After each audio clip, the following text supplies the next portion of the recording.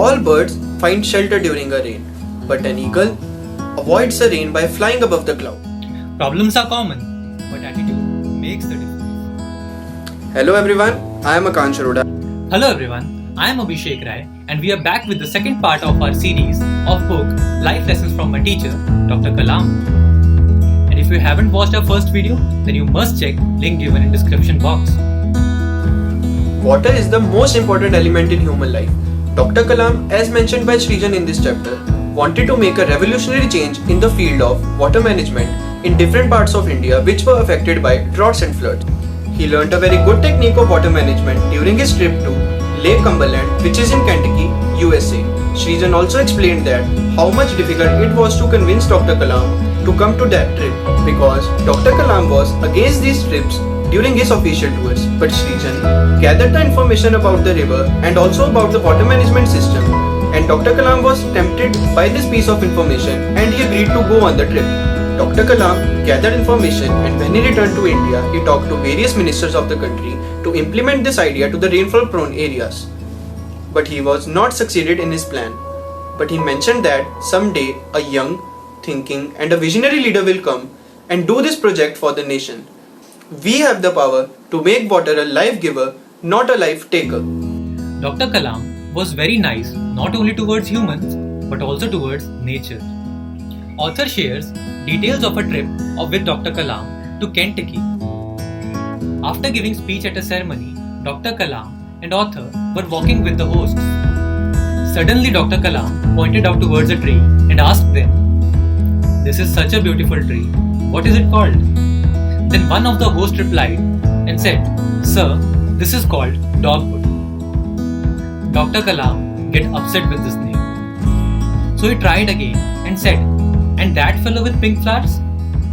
Then host replied, "This is also called dogwood. In fact, all these are called dogwood." Dr. Kalam was not pleased with the name of the trees and he asked to meet their governor. During the meet, Dr. Kalam brings the topic of trees and requested him to change the name of the trees. Then governor asked Dr. Kalam to suggest a name for the trees. Then after a lot of brainstorming, Dr. Kalam suggested the name April Bloomer.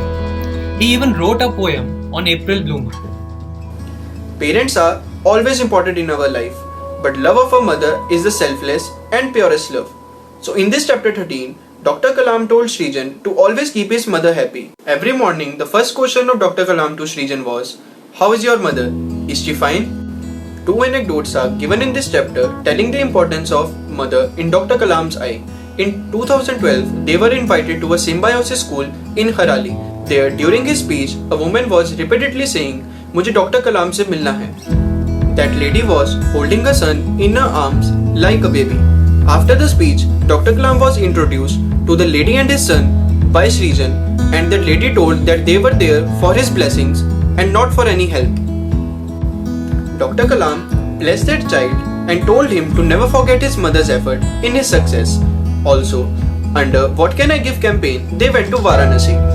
There, they gathered ideas about how to make your mother happy, and they were fascinated by the idea of a boy named Dheeraj, who wrote that mother's love is equal to tan theta, where theta is equal to 90 degrees, which means infinite. Dr. Kalam also wrote a poem on mother's love, which was a masterpiece. To all my viewers, you must read this poem and always keep your mother happy. Dr. Kalam had a habit of referring anyone and anything as fellow, especially to the one he didn't know personally. Author shares a funny incident related to this habit of Dr. Kalam. Once, Dr. Kalam and author were traveling in train, and Dr. Kalam was in a different cabin. Then suddenly Dr. Kalam rushed out of his cabin and said, "There's a fellow in my cabin." After listening to that, 3 security guards with their rifles burst into Dr. Kalam's cabin and started searching for that fellow, but no one was there. Then suddenly Dr. Kalam pointed towards a cockroach and said, "That brown fellow." Everyone present there started smiling. Dr. Kalam didn't like the cockroaches at all. After this incident, for many days, author kept referring each and every object as fellow in front of Dr. Kalam. So here we conclude 13th chapter of this book, and we hope you guys are enjoying this series. So we will be back with the third part of our series very soon. Till then, have a happy reading and also don't forget to subscribe our channel. Do not forget to join our community. Link is given in description. Read with us, grow with us.